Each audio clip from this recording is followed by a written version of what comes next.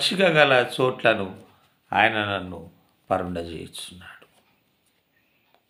పచ్చిక గల చోట్లు, అటువంటి చోట్లు ఆయన నన్ను పరుండజేయుచున్నాడు. పచ్చిగా ఉంది, పచ్చగా ఉంది ఆ చోటు, గడ్డితో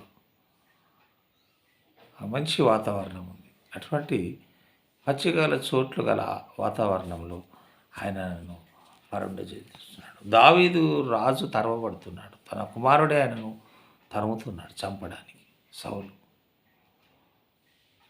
కానీ ఆయన ఏమంటున్నాడు? ఆయన పచ్చిగల చోట్లలో ఆయన నన్ను పరుండజేయుచున్నాడు. శత్రువు తరిమినప్పుడు నిద్ర రాదు. శత్రువు భీతి ఉన్నప్పుడు మనకు కూడా నిద్ర రాదు. ఎప్పుడు శత్రువు దాడి చేస్తాడో అనే భయంతో మనం ఉంటాం. రాజు కూడా అలాగే పరుగెత్తు ఆయన ఏమంటున్నాడంటే పచ్చిక గల చోట్లలో ఆయన నన్ను పరుండ చేస్తున్నాడు. కాపరి కూడా ఒక గొర్రెలను మేపుతూ తీసుకెళ్తూ మంచి స్థలాలు చూస్తాడు.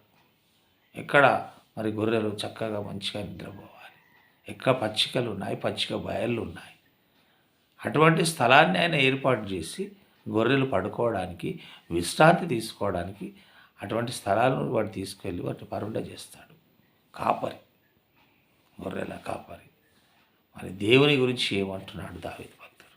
పచ్చిక గల చోట్లను ఆయన నన్ను పరుండ చేయుచున్నాడు. టెన్షన్స్లో నిద్ర రాదు. మనకున్న సమస్యలను బట్టి, మనకున్న కష్టములను బట్టి, మనకున్న బరువును బట్టి, మన ఆర్థిక పరిస్థితులు సరిగా లేనప్పుడు, ఇట్లా అనేక విధాలుగా ఇతరులను మనల్ని బాధించినప్పుడు, కొన్నిసార్లు ఇతరులు మన మీద మాట్లాడే మాటలను బట్టి, మరి బంధువులే కావచ్చు, కుటుంబ సభ్యులే కావచ్చు, ఎవరైనా కావచ్చు, వారి మాటల ద్వారా మనల్ని బాధపరిచినప్పుడు చాలా వేదనకు, దుఃఖానికి, బాధకు గురవుతాం. రాత్రులలో మనకు నిద్ర రాదు. దొంగతనాలు జరుగుతున్నాయని మనం విన్నప్పుడు, మన ప్రక్కింట్లో దొంగతనం జరిగింది, మన కాలనీలలో దొంగతనాలు జరిగాయి. ఇలాంటి సందర్భాల్లో మనకు నిద్ర రాదు, నిద్ర పట్టదు. మరి విశ్రాంతి, ఇది బ్లెస్సింగ్, దేవుడిచ్చే విశ్రాంతి, ఇది ఆశీర్వాదం. ఈ భయాల్లో ఉన్నప్పుడు దేవుడే విశ్రాంతినిస్తాడు. మనం దేవునిపై ఆధారపడినప్పుడు ఈ విశ్రాంతి అనే ఒక బ్లెస్సింగ్ మనకు ఉంది. ఆ విశ్వాసం మనకు ఉండాలి. ఊరికైనా భయపడకూడదు. శత్రువు భయపెట్టినంత మాత్రాన నువ్వు భయపడకూడదు. ఎందుకంటే ఆయన చూడండి, పచ్చిగల చోట్ల ఆయన నన్ను పరుండ చేయుచున్నాడు. నీకు మంచి నిద్రనిస్తాడు. దావీదు భక్తుడు కుమారుడు తరిమినా కానీ ఆయన ఒక విశ్వాసం ఏంటంటే పచ్చిగల చోట్ల మంచి స్థలాలలో నన్ను పరుండ చేసే దేవుడు, నాకు మంచి విశ్రాంతినిచ్చే దేవుడు. ఇది ఒక ఆశీర్వాదం. ప్రభు విశ్రాంతినిచ్చే ప్రభు. ఫియర్, నువ్వు భయపడుతున్నావా? భయపడకుండా నువ్వు పచ్చిగల చోట్ల పరుండ చేసే దేవుడు నీకున్నాడని ఒక విశ్వాసము నీవు కలిగి ఉండాలి. మరి సొంత వాళ్ళు ఎంతమంది నేను బాధ పెట్టినా, రాత్రిపూట నీకు నిద్ర రాకుండా నువ్వు ఆలోచించాల్సిన అవసరం లేదు. నువ్వు హాయిగా పడుకోవాలి, నిద్రపోవాలి. మరి నీ దేవుడు నిన్ను మంచి చోట్ల, మంచి స్థలాల్లో ఉంచే దేవుడుగానే ఉంటున్నాడు. మంచి నిద్రనిచ్చే దేవుడుగా ఉంటున్నాడు. మరి చూడండి, కీర్తనలు 4:8, యెహోవా నెమ్మదితో పడుకొని నిద్రపోవుదును. నేను ఒంటరిగా నుండినను, నీవే నన్ను సురక్షితంగా నివసింపజేయుదు. భక్తుడు మాట్లాడుతున్నాడు. Is depending on God. దేవునిపై ఆధారపడుతున్నాడు. ఆయన నిద్ర విషయంలో నిద్ర రావడం లేదు, కానీ నాకు నిద్ర వస్తుంది. నా దేవుడు నాకు నిద్ర ఇస్తాడు.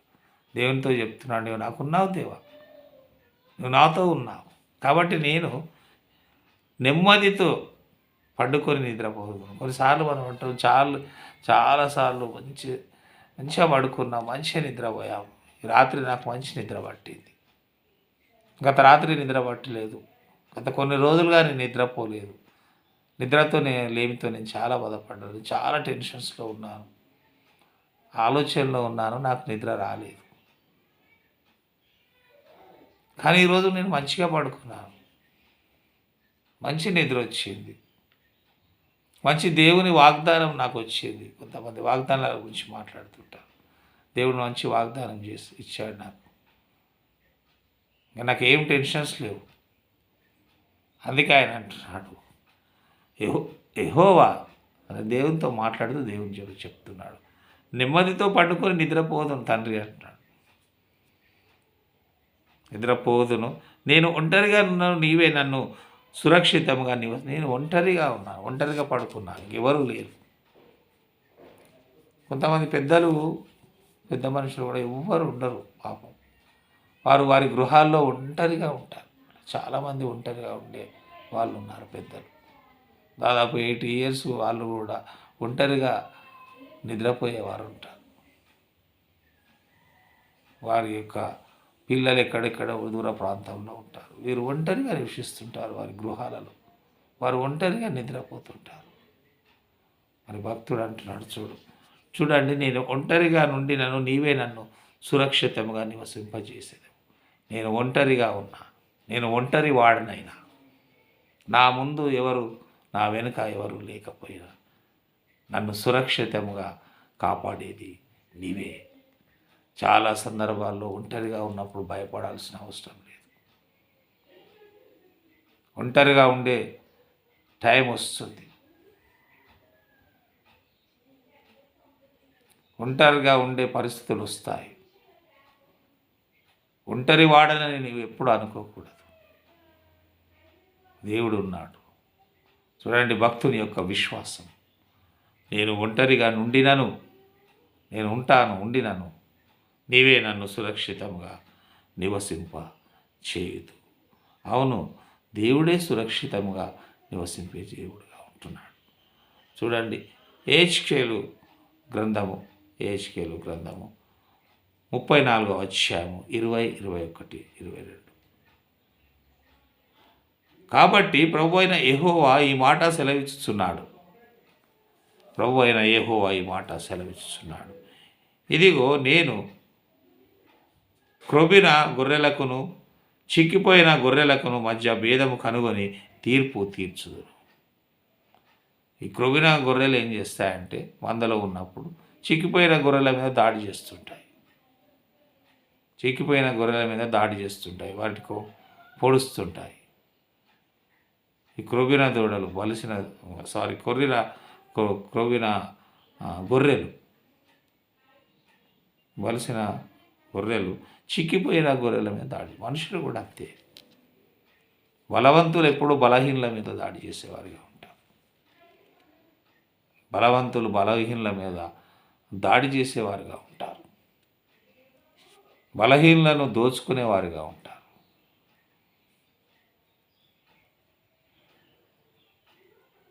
బలహీనుల మీద దాడి చేసే బలవంతులు ఉంటారు.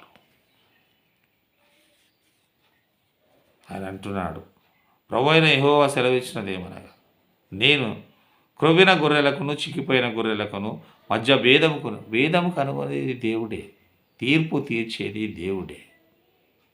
నీ శత్రువు ఎంత బలవంతుడైనా, నీ మీద ఎంత కపటోపాయములు చేసి నిన్ను దోచుకోవాలనుకున్నా, నిన్ను బాధ పెట్టాలనుకున్నా, నిన్ను ఇబ్బందుల పాలు, నువ్వు చిక్కిపోయిన గొర్రెగా ఉంటున్నావు. వారు బలిసిన గొర్రెలుగా ఉంటున్నారు. నీ మీద దాడి చేసేవారుగా ఉంటారు. కానీ కనుగొని వారి మధ్య భేదము కనుగొని,